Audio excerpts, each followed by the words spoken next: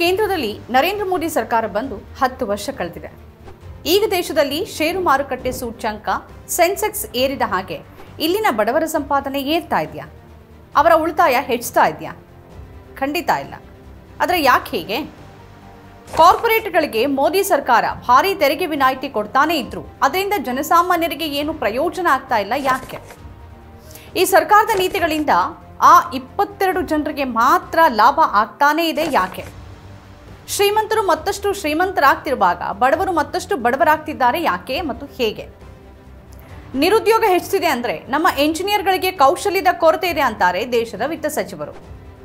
ಎಲ್ಲ ಪ್ರಮುಖ ಉನ್ನತ ಶಿಕ್ಷಣ ಸಂಸ್ಥೆಗಳ ಫೀಸು ಒಂದೇ ಸಮನೆ ಹೆಚ್ಚಾನೆ ಹೋಗ್ತಿದೆ. ಆದರೆ ಅಲ್ಲಿಂದ ಹೊರಗೆ ಬರ್ತಿರುವವರಿಗೆ ಉದ್ಯೋಗ ಯಾಕೆ ಸಿಗ್ತಾ ಇಲ್ಲ? ಜನಸಾಮಾನ್ಯರ ಒಂದು ಹೊತ್ತಿನ ಊಟದ ಖರ್ಚು ಎಷ್ಟು ಹೆಚ್ಚಾಗಿದೆ, ಆದರೆ ಸಂಬಳದ ಪ್ರಮಾಣ ಅಷ್ಟು ಹೆಚ್ಚುತ್ತಾ ಇಲ್ಲ ಯಾಕೆ? ಯಾವೆಲ್ಲ ಪದಾರ್ಥಗಳ ಬೆಲೆ ಹೆಚ್ಚುತ್ತಾನೆ ಇದೆ, ಅದರಿಂದ ದೇಶದ ಬಡವರು ಮಧ್ಯಮ ವರ್ಗದವರು ಹೇಗೆ ಸಂಕಷ್ಟದಲ್ಲಿದ್ದಾರೆ? ಸೆನ್ಸೆಕ್ಸ್ ಏರಿದೆ ಅನ್ನೋದು ದೊಡ್ಡ ಸುದ್ದಿಯಾಗಿದೆ. ವಾರದ ಕೊನೆಯ ವಹಿವಾಟಿನ ದಿನವಾದ ಶುಕ್ರವಾರ ಷೇರುಪೇಟೆ ಸಾರ್ವಕಾಲಿಕ ಗರಿಷ್ಠ ಮಟ್ಟವನ್ನು ತಲುಪಿತ್ತು. ಸೆನ್ಸೆಕ್ಸ್ ಗರಿಷ್ಠ 75,636ಕ್ಕೆ ತಲುಪಿತ್ತು. ಕಡೆಗೆ 8 ಪಾಯಿಂಟ್ಸ್ ಕುಸಿತದೊಂದಿಗೆ 75,410ಕ್ಕೆ ಕೊನೆಗೊಳ್ತು. ನರೇಂದ್ರ ಮೋದಿ ಸರ್ಕಾರ ಕಾರ್ಪೊರೇಟ್ ತೆರಿಗೆ ತೆಗೆದಿರೋದು ಕಂಪನಿಗಳ ಪಾಲಿಗೆ ವರದಾನ ಆಗ್ತಾನೇ ಇದೆ. ಸರ್ಕಾರದ ಇಂತಹ ತೀರ್ಮಾನದಿಂದಾಗಿ ಜಿಡಿಪಿಯಲ್ಲಿ ಕಾರ್ಪೊರೇಟ್ ತೆರಿಗೆಯ ಪಾಲು ಇಲ್ಲವಾಗಿದೆ. ಆದರೆ ಅದೇ ಸಂದರ್ಭದಲ್ಲಿ ಜನಸಾಮಾನ್ಯರು ಕಟ್ಟಬೇಕಿರುವ ತೆರಿಗೆ ಪಾಲು ದೊಡ್ಡದಾಗ್ತಾನೇ ಇದೆ. ಬದುಕನ್ನು ಸಾಗಿಸೋದಕ್ಕೆ ಹೈರಾಣಾಗುವ ಜನಸಾಮಾನ್ಯರು ಹೆಚ್ಚು ತೆರಿಗೆಯನ್ನು ಕಟ್ಟಬೇಕಿದೆ ಮತ್ತು ಕೋಟಿ ಕೋಟಿ ಲಾಭವನ್ನು ಬಾಚಿಕೊಳ್ಳೋ ಕಾರ್ಪೊರೇಟ್ಗಳಿಗೆ ತೆರಿಗೆ ಕಡಿಮೆ ಇದೆ. ಅಂದರೆ ಕಾರ್ಪೊರೇಟ್ಗಳಿಗೆ ಸಿಕ್ಕಿರುವ ತೆರಿಗೆ ವಿನಾಯಿತಿಯಿಂದ ಆಗುವ ಕೊರತೆಯನ್ನ ಜನಸಾಮಾನ್ಯರ ಆದಾಯ ತೆರಿಗೆಯಿಂದ ಭರ್ತಿ ಮಾಡಲಾಗ್ತಿದೆ. ಸೆನ್ಸೆಕ್ಸ್ ಏರಿಕೆಗೆ ಅದರದ್ದೇ ಕಾರಣ ಇದೆ. ಆದರೆ ಷೇರುಪೇಟೆಯಲ್ಲಿನ ಅಂತ ಹಂಗಾಮವಾಗ್ಲಿ ಹುಯಿಲ್ಗಳಾಗ್ಲಿ ಜನಸಾಮಾನ್ಯರ ಬದುಕನ್ನೇನಾದರೂ ಬದಲಿಸತ್ತಾ? ಅವರಿಗಾಗಿ ಅದರಿಂದ ಏನಾದರೂ ಸಿಗತ್ತಾ? ನರೇಂದ್ರ ಮೋದಿ ಸರ್ಕಾರ ಬಂದಾಗಿನಿಂದನೂ ಆಗ್ತಿರೋದೇನು? ಶ್ರೀಮಂತರು ಮಾತ್ರವೇ ಶ್ರೀಮಂತರಾಗ್ತಾ ಬಡವರು ಮತ್ತಷ್ಟು ಬಡವರಾಗ್ತಾನೆ ಇರುವ ಈ ಸ್ಥಿತಿಗೆ ಕಾರಣ ಯಾರು? ಸೆಪ್ಟೆಂಬರ್ 2019ರಲ್ಲಿ ಕಾರ್ಪೊರೇಟ್ ಆದಾಯ ತೆರಿಗೆ ದರವನ್ನು ನರೇಂದ್ರ ಮೋದಿ ಸರ್ಕಾರ ಕಡಿಮೆ ಮಾಡಿತ್ತು. ಹಾಗೆ ಮಾಡುವಾಗ ಅದು ಇದರಿಂದ ಹೂಡಿಕೆ ಹೆಚ್ಚಾಗತ್ತೆ, ಉತ್ಪಾದನಾ ಕ್ಷೇತ್ರ ಅಭಿವೃದ್ಧಿ ಆಗತ್ತೆ, ಮೇಕ್ ಇನ್ ಇಂಡಿಯಾಗೆ ಉತ್ತೇಜನ ಸಿಗುತ್ತೆ ಅಂತ ಹೇಳ್ಕೊಂಡಿತ್ತು. ಆದರೆ ಆಗಿದ್ದೇ ಬೇರೆ. ಇಷ್ಟೆಲ್ಲ ವಿನಾಯಿತಿಯನ್ನು ಕೊಟ್ಟರು ದೇಶದ ಜಿಡಿಪಿಯಲ್ಲಿ ಖಾಸಗಿ ಹೂಡಿಕೆಯ ಪ್ರಮಾಣ ಕಡಿಮೆ ಆಗ್ತಾನೆ ಇದೆ. 2019ರಲ್ಲಿ ಅದು 15.4% ಇದ್ದಿದ್ದು 2023ರಲ್ಲಿ 12.6%ಗೆ ಇಳಿದಿದೆ ಅಂತಾರೆ ಅರ್ಥಶಾಸ್ತ್ರಜ್ಞ ವಿವೇಕ್ ಕೌಲ್. ಇದೇ ಅವಧಿಯಲ್ಲಿ ಕಾರ್ಪೊರೇಟ್ ತೆರಿಗೆ 36% ಹೆಚ್ಚಿದ್ರೆ ಅವರ ಲಾಭ ಅದೇ ಅವಧಿಯಲ್ಲಿ 187% ಹೆಚ್ಚಾಗಿದೆ. ಅಂದರೆ ನರೇಂದ್ರ ಮೋದಿ ನೀತಿಯ ಲಾಭ ಆಗಿದ್ದು ಕಾರ್ಪೊರೇಟ್ಗಳಿಗೆ, ದೇಶದ ಜನರಿಗಂತೂ ಅಲ್ವೇ ಅಲ್ಲ. ರಾಹುಲ್ ಗಾಂಧಿ ಅವರು ಮತ್ತೆ ಮತ್ತೆ ಹೇಳ್ತಾ ಬಂದಿರುವಂತೆ ನರೇಂದ್ರ ಮೋದಿ ಕಳೆದ 10 ವರ್ಷಗಳಿಂದ ಆ 22 ಮಂದಿಗಾಗಿ ಮಾತ್ರವೇ ಕೆಲಸ ಮಾಡ್ತಿದ್ದಾರೆ. ದೇಶದ ದುಡ್ಡನ್ನೆಲ್ಲ ತೆಗೆದು ಮೋದಿ ಆ 22 ಮಂದಿಯ ಜೇಬಿನಲ್ಲಿ ಇರಿಸ್ತಾ ಇದ್ದಾರೆ. ಅದಾನಿ ಅಂಬಾನಿ ಅಂತವರೇ ಆ 22 ಜನ. 40 साल से सबसे ज्यादा बेरोजगारी हिंदुस्तान में आज है. 1% लोगों के पास हिंदुस्तान का पूरा धन, 22 लोग हैं. जितना धन उतने उनके हाथ में है, उतना ही धन 70 करोड़ लोगों के हाथ में है. ನರೇಂದ್ರ ಮೋದಿ ಆ 22 ಜನರ 16 ಲಕ್ಷ ಕೋಟಿ ರೂಪಾಯಿ ಸಾಲವನ್ನ ಮಾಫಿ ಮಾಡಿದ್ದಾರೆ ಅಂತ ಆರೋಪ ಮಾಡ್ತಾರೆ ರಾಹುಲ್ ಗಾಂಧಿ ಅವರು. ಆದರೆ ಬಡವರಿಗೆ ಇಂಥ ಸವಲತ್ತು ಯಾವತ್ತಾದ್ರೂ ಸಿಗೋಕ್ ಸಾಧ್ಯನಾ? ತೆರಿಗೆ ಕಟ್ಟಬೇಕಾದ 2.2 ಕೋಟಿ ಜನರಲ್ಲಿ 45 ಲಕ್ಷ ಜನರು ಮಾತ್ರ ತೆರಿಗೆ ಕಟ್ತಿದ್ದಾರೆ. ಅಂದರೆ ತೆರಿಗೆ ಕಟ್ಟೋರ ಪ್ರಮಾಣ ಒಟ್ಟು ಜನಸಂಖ್ಯೆಯ 0.3% ಮಾತ್ರ ಅನ್ನೋ ಪ್ರಶ್ನೆಯನ್ನ ಹಣಕಾಸು ಸಚಿವೆ ನಿರ್ಮಲಾ ಸೀತಾರಾಮನ್ ಅವರಿಗೆ ಸಂದರ್ಶನವೊಂದರಲ್ಲಿ ಕೇಳಲಾಯಿತು. ಆದರೆ ಈ ಪ್ರಶ್ನೆಗೆ ಉತ್ತರಿಸೋ ಗೋಜಿಗೆ ಹೋಗದ ಅವರು ಓದು ಮುಗಿದ ಬಳಿಕ 6 ತಿಂಗಳು ಕಳೆದ್ರೂ ನಮ್ಮ ಇಂಜಿನಿಯರ್ಗಳು ಕೆಲಸ ಮಾಡಬಲ್ಲ ಕೌಶಲ್ಯವನ್ನ ಪಡೆಯೋದಿಲ್ಲ ಅಂತ ಎಲ್ಲಿಗೋ ಮಾತನ್ನ ತೆಗೆದುಕೊಂಡು ಹೋಗ್ತಾರೆ. ದೇಶದ ಆರ್ಥಿಕ ವ್ಯವಸ್ಥೆ ಹೇಗಿದೆ ಮತ್ತು ಅದರಲ್ಲಿ ಉದ್ಯೋಗ ವ್ಯವಸ್ಥೆ ಹೇಗಿದೆ ಅಂತ ನಾವು ನೋಡಿಕೊಂಡ್ರೆ ಸರ್ಕಾರದ ಅಂಕಿಅಂಶಗಳಂತೂ ಅಸಾಧಾರಣ ವಿಕಾಸವಾಗಿದೆ ಅನ್ನೋ ಕತೆ ಹೇಳುತ್ತೆ. ಆದರೆ ಈ ದೇಶದ 80 ಕೋಟಿ ಜನ ಉಚಿತ ಪಡಿತರಕ್ಕಾಗಿ ಇಂದಿಗೂ ಸರದಿಯಲ್ಲಿ ನಿಲ್ಲೋದು ತಪ್ಪಿಲ್ಲ. ನಮ್ಮಲ್ಲಿ ಉದ್ಯೋಗದ ವಿಚಾರವಾಗಿ ಸರಿಯಾದ ಅಂಕಿಅಂಶಗಳು ಸಿಗದ ಸ್ಥಿತಿ ಇದೆ. ಅಮೆರಿಕದಲ್ಲಿ ಒಂದು ವ್ಯವಸ್ಥೆ ಇದೆ. ಪ್ರತಿ ತಿಂಗಳು ಎಷ್ಟು ಮಂದಿ ಉದ್ಯೋಗ ಪಡ್ಕೊಳ್ತಾರೆ ಮತ್ತು ಎಷ್ಟು ಜನರಿಗೆ ಕೆಲಸ ಇಲ್ಲವಾಗತ್ತೆ ಅನ್ನೋದು ಅಲ್ಲಿ ತಿಳಿಯುತ್ತೆ. ನಮ್ಮಲ್ಲಿನ EPF ಪಡೆಯೋರ ಪಟ್ಟಿಯಲ್ಲಿನ ಜನರ ಸಂಖ್ಯೆ ತಗ್ತಾನೆ ಇರೋದನ್ನು ನಾವು ಗಮನಿಸಬಹುದು.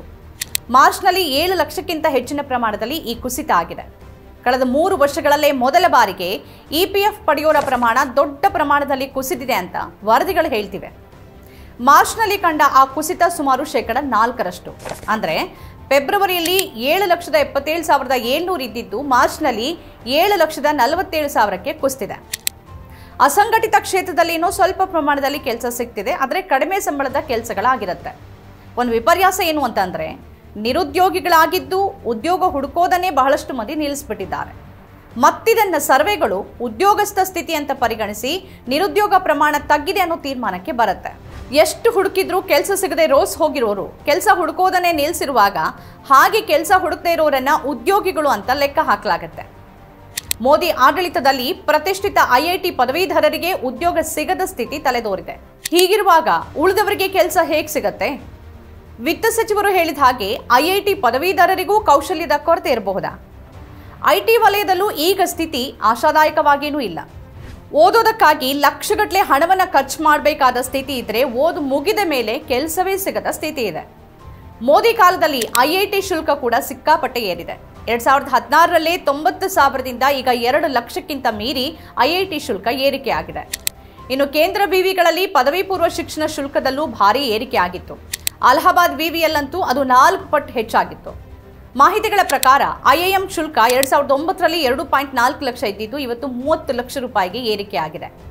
IIT ಶುಲ್ಕ ಕಳೆದ ಕೆಲ ವರ್ಷಗಳಲ್ಲಿ 125% ಏರಿಕೆ ಕಂಡಿದೆ. ಅಂದರೆ 2014ರಲ್ಲಿ 3.6 ಲಕ್ಷ ಇದ್ದಿದ್ದು 2022ರಲ್ಲಿ 8 ಲಕ್ಷಕ್ಕೆ ಏರಿಕೆ ಆಗಿತ್ತು. ಹೀಗೆ ಶಿಕ್ಷಣ ಅನ್ನೋದು ಬಹಳ ದುಬಾರಿ ಆಗ್ತಿದೆ, ಆದರೆ ಉದ್ಯೋಗ ಅನ್ನೋದು ಮರೀಚಿಕೆ ಆಗ್ತಿದೆ. ಒಂದು ವೇಳೆ ಸಿಕ್ಕಿದ್ರೂ ತೀರಾ ಕಡಿಮೆ ಸಂಬಳದ ಕೆಲಸ ಆಗಿರುತ್ತೆ. ಕೆಲಸ ಕೊಟ್ಟಿದ್ದೀವಿ ಅಂತ ಅನ್ನೋರು, ಬಡತನ ನಿವಾರಣೆ ಆಗಿದೆ ಅಂತ ಅನ್ನೋರು 80 ಕೋಟಿ ಬಡವರಿಗೆ ಉಚಿತ ಪಡಿತರ ನೀಡಬೇಕಾದ ಸ್ಥಿತಿ ಯಾಕಿದೆ ಹಾಗಾದ್ರೆ ಅನ್ನೋ ಪ್ರಶ್ನೆಗೆ ಉತ್ತರವನ್ನ ಕೊಡೋದೇ ಇಲ್ಲ. मेरे गरीब भाइयों बहनों, मैं देश के गरीब भाइयों बहनों को आज दूर की धरती से बताना चाहता हूं, मैंने निश्चय कर लिया है, देश के 80 करोड़ गरीबों को मुफ्त राशन देने वाली योजना को भाजपा सरकार अब अगले 5 साल के लिए और बढ़ाएगी. ನಮ್ಮ ಸರ್ಕಾರ ಬಂದ ಮೇಲೆ 25 ಕೋಟಿ ಜನ ಬಡತನದಿಂದ ಹೊರಗೆ ಬಂದಿದ್ದಾರೆ ಅಂತ ನರೇಂದ್ರ ಮೋದಿ ಸರ್ಕಾರ ಹೇಳ್ಕೊಳ್ಳುತ್ತೆ. ಈಗಲೂ 80 ಕೋಟಿ ಜನ ಉಚಿತ ಪಡಿತರ ಪಡಿಬೇಕಾದ ಸ್ಥಿತಿಯಲ್ಲಿರೋದು ನಮ್ಮ ವಾಸ್ತವ. दशकों तक गरीबी हटाओ का नारा देती रही, लेकिन मोदी ने 25 करोड़ देशवासियों को गरीबी से बाहर निकालने का काम किया. ಜನರ ಖರೀದಿ ಸಾಮರ್ಥ್ಯವೇ ತಗ್ಗಿ ಹೋಗಿದೆ. 2018-19ರಲ್ಲಿ 2.1 ಕೋಟಿಗೂ ಹೆಚ್ಚು ದ್ವಿಚಕ್ರ ವಾಹನಗಳ ಮಾರಾಟ ಆಗಿತ್ತು. 2023-24ರಲ್ಲಿ ಅದು 1.4 ಕೋಟಿಗೆ ನಿಂತಿತ್ತು. ಜನರ ಆದಾಯ ಏರದೇ ಇದ್ರೂ ಒಂದು ಹೊತ್ತಿನ ಊಟದ ಖರ್ಚು ಏರೋದು ಮಾತ್ರ ನಿಂತಿಲ್ಲ. ವರದಿಗಳ ಪ್ರಕಾರ ಕಳೆದ 5 ವರ್ಷಗಳಲ್ಲಿ ಊಟದ ವೆಚ್ಚ 71% ಏರಿಕೆ ಕಂಡಿದೆ. ಅಂದರೆ ಇದೇ ಸಂದರ್ಭದಲ್ಲಿ ಸಂಬಳದಲ್ಲಿನ ಏರಿಕೆ ಆಗಿರೋದು 37% ಮಾತ್ರ. ದುಡಿಮೆಯ ಬಹುದೊಡ್ಡ ಭಾಗ ಊಟಕ್ಕಾಗಿಯೇ ಖರ್ಚಾಗತ್ತೆ. ನಿತ್ಯದ ಅಗತ್ಯಗಳಾದ ಅಕ್ಕಿ, ಬೇಳೆ, ಈರುಳ್ಳಿ, ಬೆಳ್ಳುಳ್ಳಿ, ಹಸಿಮೆಣಸು, ಶುಂಠಿ, ಟೊಮೊಟೊ, ಆಲೂಗಡ್ಡೆ, ಬಟಾಣಿ, ಖಾದ್ಯ ತೈಲ, ಉಪ್ಪು ಇವೆಲ್ಲವುಗಳ ಬೆಲೆ ನಿರಂತರವಾಗಿ ಏರ್ತಾನೆ ಹೋಗ್ತಿದೆ. ಕಳೆದ 5 ವರ್ಷಗಳಲ್ಲಿ ಅವುಗಳ ದರದಲ್ಲಿ ಭಾರಿ ಏರಿಕೆಯೂ ಆಗಿದೆ. ಉದಾಹರಣೆಗೆ 125 ಗ್ರಾಂ ತೊಗರಿ ಬೇಳೆಗೆ 5 ವರ್ಷಗಳ ಹಿಂದೆ 9 ರೂಪಾಯಿ 30 ಪೈಸೆ ಇತ್ತು. 2024ರ ಮಾರ್ಚ್ನಲ್ಲಿ ಅಷ್ಟೇ ತೊಗರಿ ಬೇಳೆ ಬೆಲೆ 16 ರೂಪಾಯಿ 99 ಪೈಸೆ ಆಗಿದೆ. 2 ಸಸ್ಯಾಹಾರಿ ಊಟವನ್ನು ತಯಾರಿಸೋಕೆ 5 ವರ್ಷಗಳ ಹಿಂದೆ 46 ರೂಪಾಯಿ 20 ಪೈಸೆ ಖರ್ಚಾಗ್ತಾ ಇದ್ರೆ ಈಗ 79 ರೂಪಾಯಿ 20 ಪೈಸೆ ಖರ್ಚಾಗ್ತಾ ಇದೆ. ಅಂದರೆ ಷೇರುಪೇಟೆಯಲ್ಲಿನ ಜಗಮಗವೇ ಬೇರೆ, ವಾಸ್ತವ ಬದುಕೇ ಬೇರೆ. ಸೆನ್ಸೆಕ್ಸ್ ಏರ್ತಾ ಇದೆಯಾದ್ರೂ ನೌಕರಿಗಳ ಸಂಖ್ಯೆಯಲ್ಲಿ ಏರಿಕೆ ಆಗೋದಿಲ್ಲ, ಸಂಬಳ ಏರೋದಿಲ್ಲ, ಜನರ ಒಟ್ಟು ಆದಾಯವಂತೂ ಏರ್ತಾನೆ ಇಲ್ಲ. ದೇಶದ ಆರ್ಥಿಕ ಸ್ಥಿತಿಯನ್ನ ಬರೀ GDP ನೋಡಿ ಲೆಕ್ಕ ಹಾಕೋಕೆ ಸಾಧ್ಯ ಇಲ್ಲ. ಉದ್ಯೋಗ ಸ್ಥಿತಿಯನ್ನೂ ನೋಡಬೇಕಾಗತ್ತೆ ಅಂತ ಬೆಂಗಳೂರಿನ Saint Joseph institute of management ಪ್ರಾಧ್ಯಾಪಕ ವಿವೇಕ್ ಮೂರ್ತಿ ಅವರು ಹೇಳ್ತಾರೆ. ನಗರಗಳಲ್ಲಿ ಉದ್ಯೋಗಗಳು ಇಲ್ಲವಾಗ್ತಿದೆ. ಉದ್ಯೋಗ ಹುಡುಕೊಂಡು ನಗರಗಳತ್ತ ಬಂದವರು ಮರಳಿ ತಮ್ಮ ಊರುಗಳಿಗೆ ಹೋಗಬೇಕಾದ ಸ್ಥಿತಿ ತಲೆದೋರ್ತಾ ಇದೆ. ಇವತ್ತಿಗೂ ನರೇಗಾ ಯೋಜನೆಯೇ ಅದೆಷ್ಟೋ ಶ್ರಮಿಕರ ಕೈ ಹಿಡಿತಾ ಇದೆ. 2022-23ರಲ್ಲಿ ನರೇಗಾಡಿಯಲ್ಲಿ ಕೆಲಸದ ದಿನಗಳು 10 ಕೋಟಿ ಹೆಚ್ಚಾಗಿ 2023-24ರಲ್ಲಿ 305 ಕೋಟಿ ಕೆಲಸದ ದಿನಗಳಾಗಿ ಕೋಟ್ಯಾಂತರ ಜನರ ಬದುಕನ್ನು ಪೋಷಿಸಿದೆ. ನಗರಗಳಲ್ಲಿ ಉದ್ಯೋಗ ಸಿಗ್ತಾ ಇದ್ದಿದ್ದೇ ಹೌದಾಗಿದ್ದಲ್ಲಿ ನರೇಗಾದಲ್ಲಿ ಕೆಲಸ ಮಾಡೋರ ಸಂಖ್ಯೆ ಕಡಿಮೆ ಆಗಬೇಕಾಗಿತ್ತಲ್ವಾ? ಇಲ್ಲ, ಅದು ಜಾಸ್ತಿನೇ ಆಗ್ತಾ ಇದೆ. ಸಂಬಳ ಎಷ್ಟೇ ಕಡಿಮೆ ಆಗಿದ್ರೂ ಕುಟುಂಬವನ್ನು ನಿಭಾಯಿಸೋಕೆ ಅಗತ್ಯವಿರುವ ವೆಚ್ಚ ಕಡಿಮೆ ಆಗ್ತಾ ಇಲ್ಲ.